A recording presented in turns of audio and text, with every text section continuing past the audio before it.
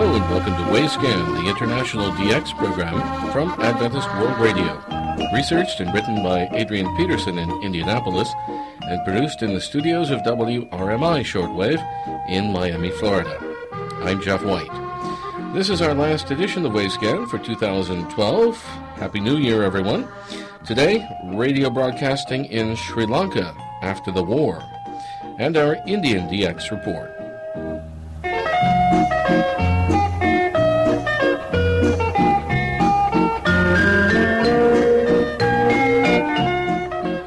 In our program today, we present the next episode in the onward progress of radio development on the island of Sri Lanka. The topic for this occasion tells the story of radio events upon this tropical island around the middle of last century. In synopsis, there was just one radio broadcasting station on the air in Ceylon at the time when the heavy clouds of war broke over continental Europe at the beginning of September 1939. This lonely and now almost forgotten radio station was the medium wave unit VPB, with studios at Torrington Square in Colombo and a 5-kilowatt medium wave transmitter on 700 kilohertz that was located out a little at Velikada. In 1941, the call sign was changed to ZOH, and the shortwave transmitter, previously on the air with just 1/2 kilowatt, was reactivated with an increase in power to 1 3/4 kilowatts on a new channel, 4880 kilohertz. The official call sign for this shortwave transmitter was ZOI, though usually only the medium wave call sign ZOH was announced on air. During the following year, the Torrington Square studio building was handed over temporarily to the Royal Air Force, and the radio studios were transferred into a cottage known as the Bower, out on Cotter Road, Barella. An introductory international shortwave service was inaugurated at the high-security RAF radio station at Akala, some 10 miles north of Colombo, on October 11, 1944. The programming was produced and coordinated at a new studio facility on Turret Road, opposite the town hall. This new shortwave broadcasting service identified on air as Radio SEAC, Kandy, though it was located near Colombo, not in Kandy. When the Pacific War ended rather abruptly at the beginning of August 1945, there were now just 2 radio broadcasting transmitters on the air in Ceylon, and these were Radio SEAC with the Turret Road studios, and 1 shortwave transmitter at 7.5 kilowatts at RAF Akala, and Colombo Radio with its Bower studios and 5 kilowatts on 700 kilohertz medium wave at Velikada. However, at this stage, work was already underway on the adjoining property at Akala for the large new transmitter station for SEAC radio, and this was taken into service on May 1st, 1946.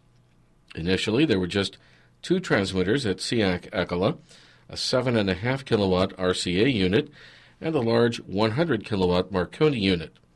Subsequently, 2 more RCA transmitters at 7.5 kilowatts were added, and also a 1 kilowatt transmitter for local coverage.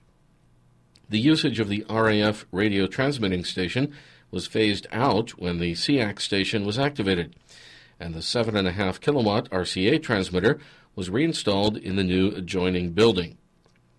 The antenna systems at Radio SEAC consisted of 4 curtains and 3 folded dipoles, and these were beamed towards India, the Far East, the South Pacific, and England. The antenna that was beamed towards England was reversible for the service to the South Pacific. Programming for the Akala shortwave station was coordinated in the Turret Road studios, and it was made up of locally produced programming together with relays from the BBC London and All India Radio Delhi, with occasional inserts from Radio Australia Melbourne. The locally produced program, featuring music requests from listeners, was one of their most popular programs. At prearranged times, Radio SEAC acted as a relay station for the BBC London, and there were occasions when cricket broadcasts from Radio Australia were picked up in Ceylon and relayed on shortwave to the BBC London. A monthly magazine was produced in Colombo and posted out to listeners, the SEAC Forces Radio Times. This magazine gave an outline of all programming, together with frequencies and timings, and it also included feature articles about the station and other items of listener interest. On June 1st, 1946, the administration of Radio SEAC was taken over by the War Office in London, though the station still identified on air under the SEAC and British Forces slogans. This administrative arrangement ended in February 1949, and it would appear that the station was then off the air for a month or so. SEAC Radio was a prolific verifier of listener reception reports, and they stated that they received around 8,000 listener letters a month from all over the world.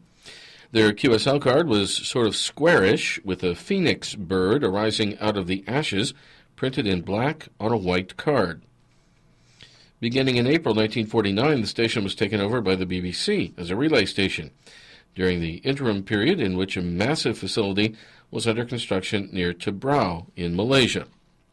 The temporary usage by the BBC of this shortwave relay station in Ceylon concluded at the end of the next year, 1950.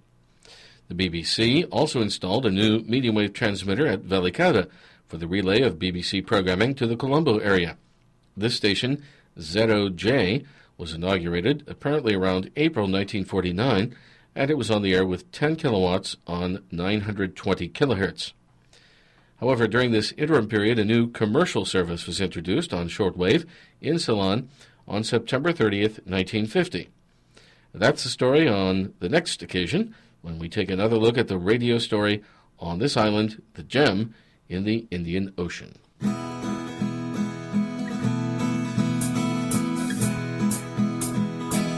You're listening to Wavescan from Adventist World Radio. Send your comments and reception reports to Wavescan, Box 29235, Indianapolis, Indiana, 46229 in the United States. That's Wavescan, Box 29235, Indianapolis, Indiana, 46229 in the USA. Or you can email us at wavescan@awr.org. Our email once again, wavescan@awr.org.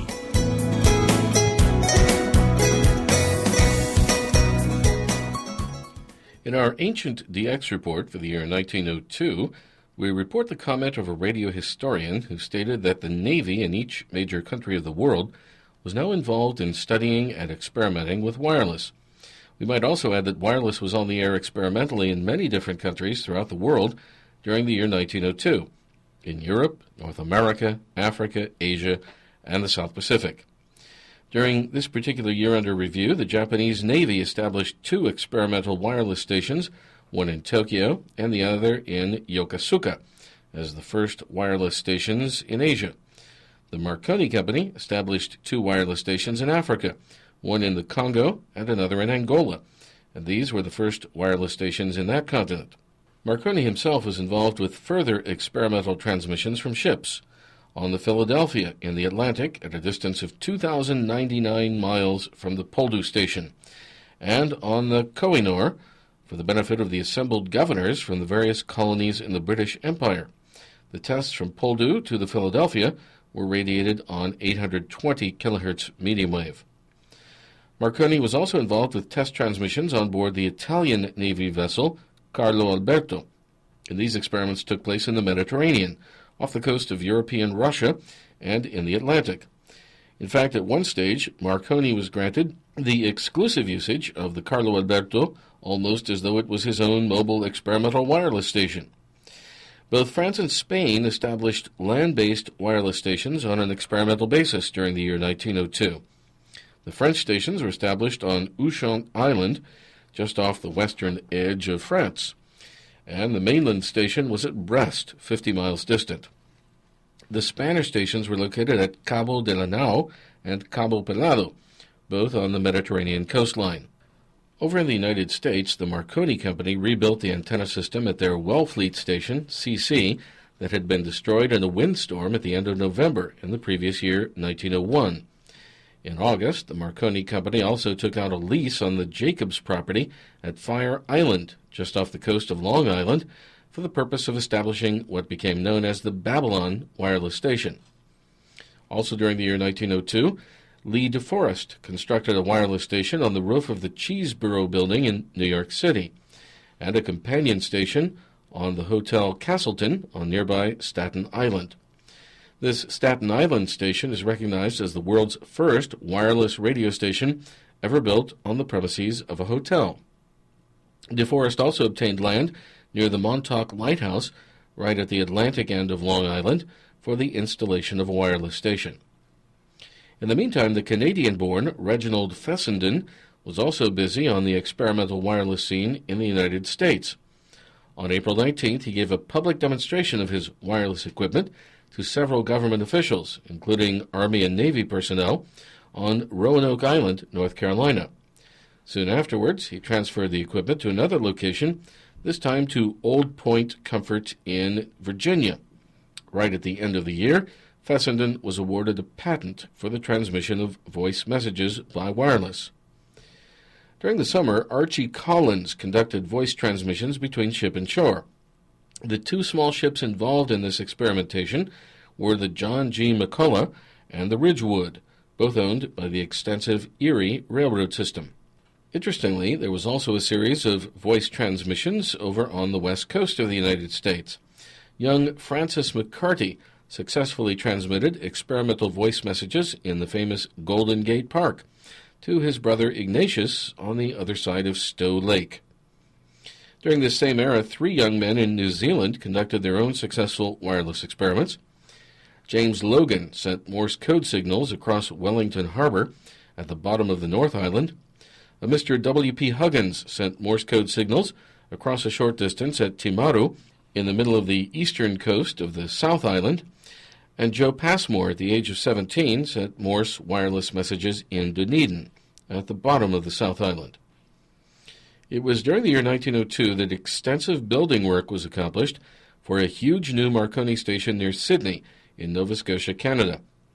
This grand new station, located near the coast at Tablehead, Glace Bay, was made up with several buildings, including the main transmitter building, which was 4 times larger than the earlier sister station at Poldhu in England. The 4 wooden aerial towers, made of pine wood 210 feet high, stood at the corners of a square 200 feet on each side. The transmission cables at the top of these towers were 3 inches thick, and they whipped around angrily when the power from the 75-kilowatt alternator was applied. The first day of transmission tests from this new station at Glace Bay in Canada was November 19, 1902. Around this era, the King of Germany, His Imperial Majesty Kaiser Wilhelm II, became very interested in the development of wireless, particularly for its usefulness to the German Navy.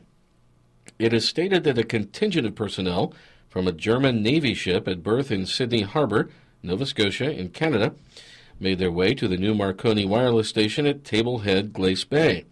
It would appear that this event took place quite early in the year 1902. This group of 30 naval officers, under the leadership of the Navy commander and accompanied by the German wireless inventor, Professor Adolf Slaby, were intent upon viewing the latest wireless developments as installed at this massive new wireless station. The station manager, Richard Vivian, opposed their entry and stated that they would be welcome if they showed a letter of authority from Marconi or his company. The group demanding entrance to inspect the station stated that His Imperial Majesty in Berlin would be much annoyed if his men were not permitted to view the station. Next day, a company of 150 sailors showed up in a much larger attempt to overrun the property. In an intuitive bid to deter this invasion, as the radio historians call it, Vivian organized a defensive force of local laborers who successfully opposed the attempt. Next month, our Ancient DX report for the year 1903. And now our final Indian DX report for 2012 from Prithviraj Purkayastha. Namaskar world.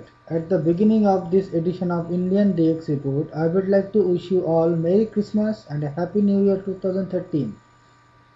First, some news from India's national broadcaster All India Radio.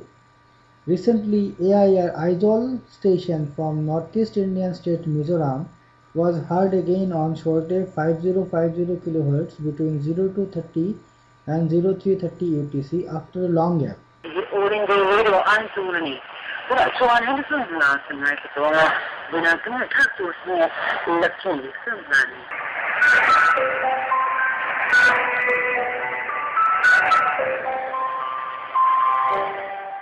But the evening transmission between 11:30 and 16:30 UTC on this same frequency was severely disturbed by Chinese interference and AIR Aizol not even heard during evening hours. If you receive this station in your locality, then you can report it to All India Radio Aizol, Post Box 13, Radio Tila, Aizol 796001, Mizoram, India. All India Radio Silchar is a small medium wave station of 20 kHz situated in the Barak Valley at southern part of Assam. This station sources recently informed that they have been heard by some foreign listeners, including a ACE medium wave DXR from Finland on the frequency of 828 kHz. You can also try this station on 828 kHz on the medium wave during day, afternoon and evening hours as per Indian Standard Time. And fortunately, if you have luck to tune this station, reception reports can be sent to Akashvani Silchar, that's AKASHVANI SILCHAR @gmail.com. India's public radio and television broadcaster Prasar Bharati has issued orders for 6 Neutel NX series 300 kW medium wave transmitters configured for DRM-30 transmissions. The purchase is part of All India Radio's plan to upgrade facilities throughout India to DRM-30 digital broadcasting. The DRM digitalization implementation will allow AIR to also use alternative platforms such as podcasting, SMS, webcasting and mobile service. AIR also intend to offer a 24-hour news channel along with other programming. Additional services such as interactive text transmission and disaster warning alerts are also planned. Prasar Bharati is also considering broadcasting radio programs of AM channels through mobile phones in India in addition to its existing FM channels program. Chief Executive Officer of Prasar Bharati Jawahar Silchar recently informed this in Kolkata. This initiative will increase the listeners of AIR and will also help to popularize its programs. Bangladesh Betar's domestic transmission on 4750 kHz is down for last several weeks. It is due to an Israel-make SMPS filament failure. Now the same is being developed indigenously and engineers are trying best to resume the transmission shortly. Meanwhile, Bangladesh Betar external service is also carrying an irregular schedule due to some program in transmitters. Present broadcast schedule of Bangladesh Betar external service in English is 12:30 to 13 hour UTC on 7250 kHz beam to Southeast Asia and from 17:45 to 19 hour UTC on 7250 kHz to Western Europe. A new Tamil station seems to be testing from 0030 to 0130 UTC on 7525 kHz. Signals are fair to poor. Maybe it is a regular broadcast aimed at Sri Lanka and Tamil Nadu in India. More details will be given in the next edition of Indian DX Report. Tazim Radio, broadcasting from Myanmar, has extended schedule these days. They can be heard from 0930 to 1430 UTC in vernaculars and 1430 to 15 hour UTC with English on 7110 kHz. Well, dear listeners, with all the best we have done for today, we have to close our third English transmissions. We shall meet you again on the air at our first English transmissions tomorrow morning. You can listen to our morning English program transmitting and radiating on 639 kHz and 6.03 MHz.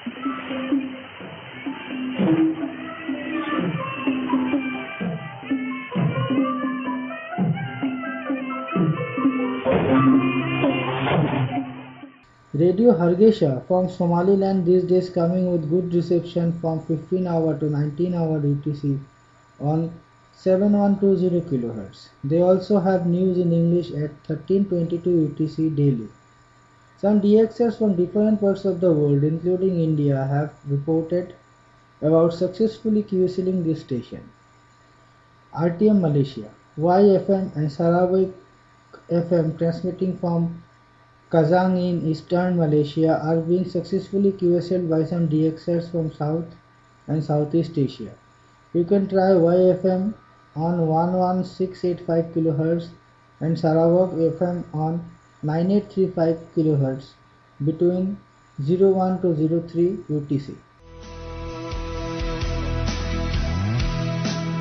Aku sayang Allah, aku rindu Allah, aku cinta Allah.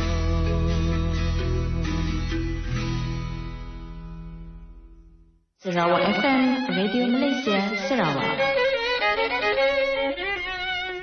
Baik, tepat pukul 1 tengah hari nanti kita akan siarkan Berita Nasional dari Pusat Berita Radio RTM Kuala Lumpur dan kita akan kembali semula pada pukul 1.15 tengah hari nanti. 1 tengah hari.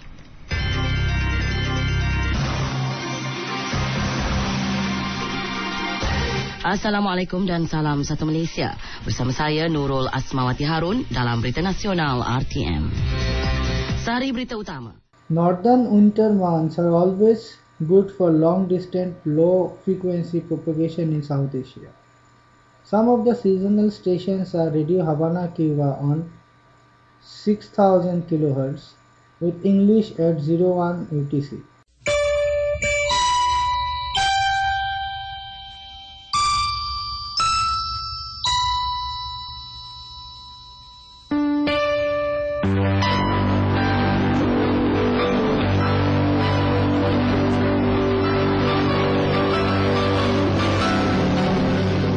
This is Radio Havana, Cuba, broadcasting from Cuba, free territory in the Americas. We're transmitting in English on our international shortwave frequencies and streaming real audio online at www.radiohc.cu. However, sometimes Ankara, Turkey, which is on the same frequency, spoils reception. Apart from Cuba, recently I heard Shikozi, the sea breeze from Japan on 5910 kHz between 1330 to 1345 UTC in Japanese, Radio Sultanate of Oman in English on 15140 kHz between 14 to 1430 UTC, Radio Hargeisa from Somaliland on 7120 kHz between 15-hour UTC, Holy Tibet in English from on 4905 kHz at 1630 UTC, Kyrgyz Radio in Kyrgyz on 4010 kHz at 1530 UTC, Radio Nacional de Amazonia from Brazil on 11780 kHz at 20-hour 45 UTC. No campo, na cidade, na beira do rio, no meio da mata, na beira do mar. O Brasil inteiro ligado no programa Madrugada Nacional, com João Mati Brown. Rádio Nacional AM Brasília.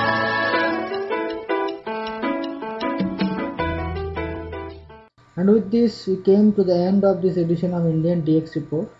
For this edition, I would like to thank our friend Victor Guntelike of Sri Lanka and Swapan Chakraborty, Jose Jacob, Parthasarathi Goswami from India, and the news sources of DX India. Two beautifully designed QL cells are ready to be distributed among our listeners who send us a correct reception report for this edition of Indian DX Report. For sending a printed QSL by post, we request our listeners in India to send one IRC or Mint Indian stamps worth ₹25 for each QSL as return postage, and all listeners in abroad are requested to send 2 IRCs or $2 along with the reception report for a proper paper QSL by post. Reception reports without IRCs and main stamps sent via postal mail or email will be awarded EQSLs. Please send your comments on reception reports to the Indian DX Report, care of Prithviraj Purkayastha, Poob Bangal Pukuri, Jorhat 785001, Assam, India, or email your reports to indiandxreport@gmail.com. Thank you all for listening, and Merry Christmas and a Happy New Year 2013 once again. Thank you very much. Estimados colegas, diexistas y radioescuchas de Venezuela, Colombia y el mundo, los invitamos a participar en el tercer encuentro diexista colombo-venezolano, que se llevará a cabo en la turística ciudad de Paipa, en el departamento de Boyacá, Colombia, durante los días 5 y 6 de enero del año 2013. Mayores informes a través del correo electrónico 3encuentrodiexista@gmail.com, correo electrónico 3encuentrodiexista@gmail.com. Por el diexismo latinoamericano hay que sumar y multiplicar, no restar ni dividir. En Paipa nos vemos. And we would encourage all of you in northern South America who have the opportunity to attend that Colombian-Venezuelan DX meeting on the 5th and 6th of January 2013 in Paipa, Colombia.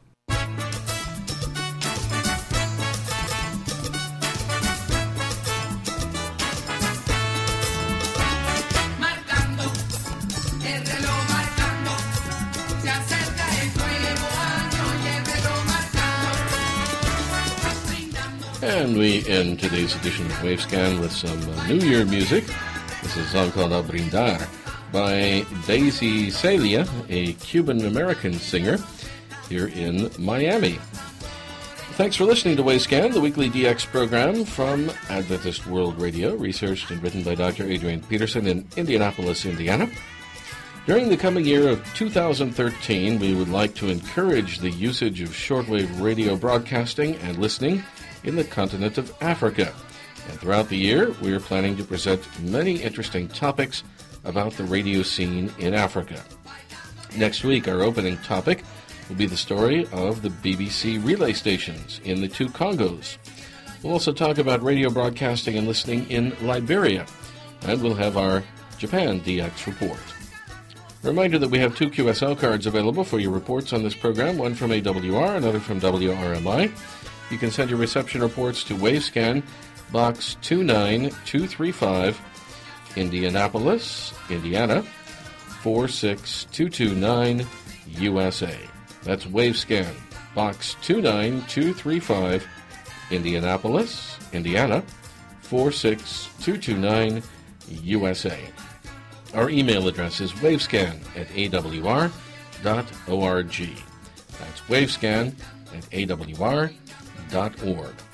A Happy New Year, everyone, from all of us at the Wavescan team. I'm Jeff White in Miami. Till next week, take care.